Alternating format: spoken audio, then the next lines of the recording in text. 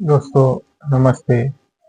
मैं राहुल वरघट और आपका स्मृति से श्री अरुणोमाजी वरघट प्रतिष्ठान में हार्दिक स्वागत है। मणिपुर, दो कम्युनिटीज कुकी एंड जू आपस में टकराते रहे। मार्च या मई की बात है, 200 से ज्यादा लोग मर चुके थे। 1600 से ज्यादा लोग डिस्प्लेस हो चुके थे।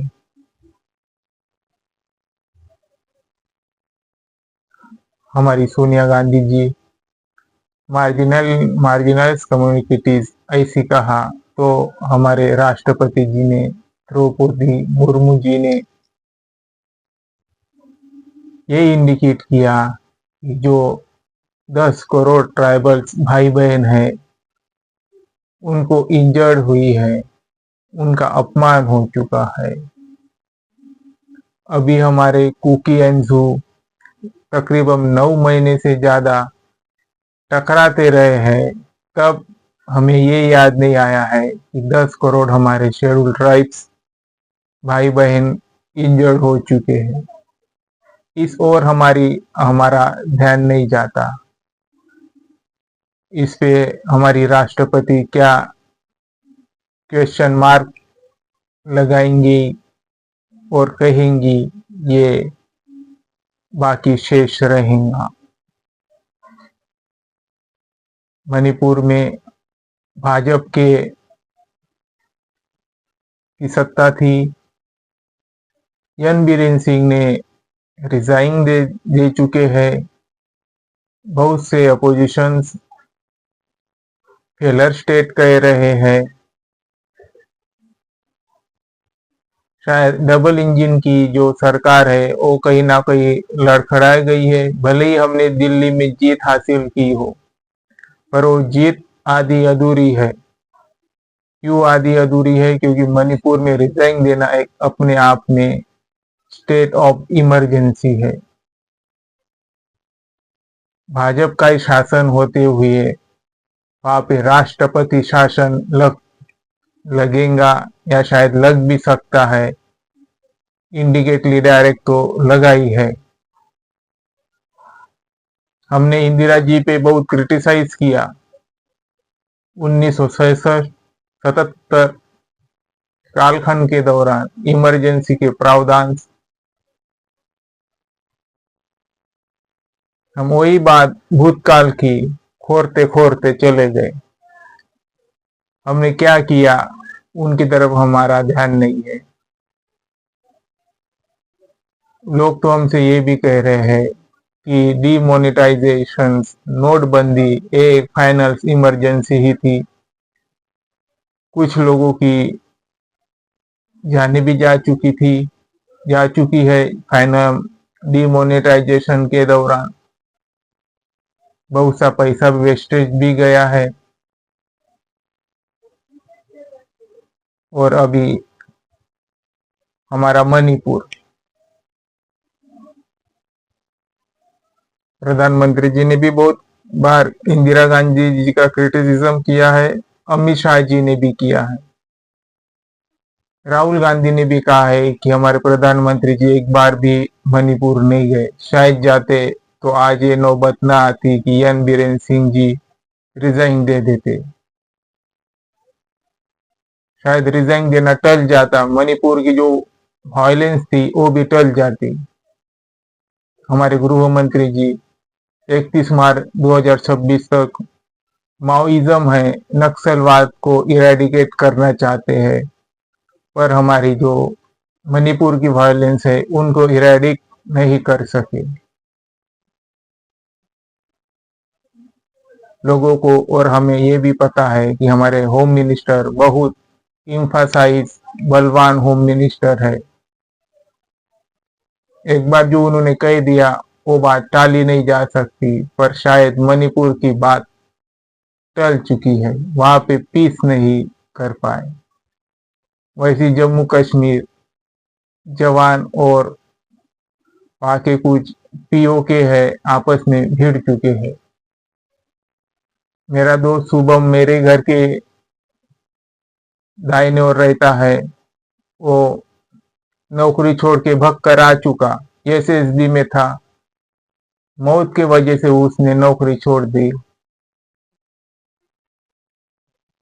मुझे अफसोस है, ये ऐसी मेरा दोस्त है जिसने डर की वजह से नौकरी छोड़ दी। उसने देश नहीं देखा, लोग नहीं देखे, जम्मू कश्मीर नहीं देखा, भारत नहीं देखा, उसने खुद की जान देख ली। ऐसी भी कुछ मेरा दोस्त था शुभम करके।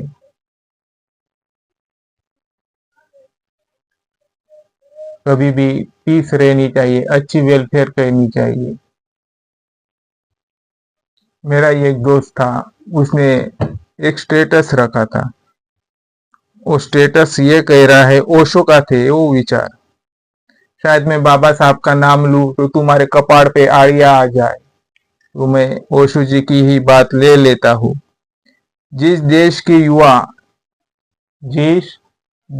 युवा युवा मतलब लड़का लड़की दोनों भी युवा, शिक्षा से ज्यादा धर्म को महत्व देता है। मेरे अगल बगल में बहुत से बच्चे हैं, वो शिक्षाएं कम और धर्म में ज्यादा घुसते हैं। उनके माँ बाप उन्हें धर्म को बहुत महत्व देते हैं, देश को महत्व नहीं देते हो। आगे क्या कहते हो ओशो, वो नौकरी नहीं, घंटा बजाने का ही हकदार है।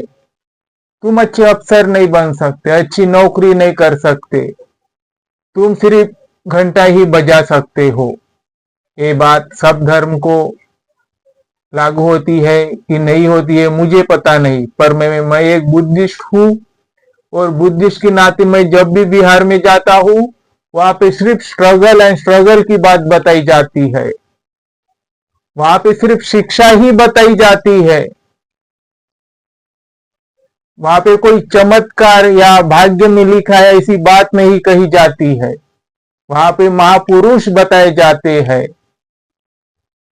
वहां पे नर्क और स्वर्ग नहीं बताया जाता, वहां पे बाबा साहब पढ़ाए जाते हैं, उनके गुरु महात्मा ज्योतिबा फुले पढ़ाए जाते हैं, शाहू महाराज जी पढ़ाए जाते हैं, शिवाजी महाराज जी पढ़ाए जाते हैं, जो कि महात्मा फुले ने शिवाजी महाराज को गुरु माना था, बाबा साहब ने महात्मा फुले को गुरु माना। तो हमारे शिवाजी महाराज गुरुओं की भी गुरु है, ऐसी हम टाल नहीं सकते। इसीलिए धम्म की ओर कम बढ़े। इसीलिए मैं कहता हूं कि अगर मुझको कहे कि मैं किसे चूज करूं, तो मैं भारत को ही चूज करूं और भारत के संविधान को चूज करूं।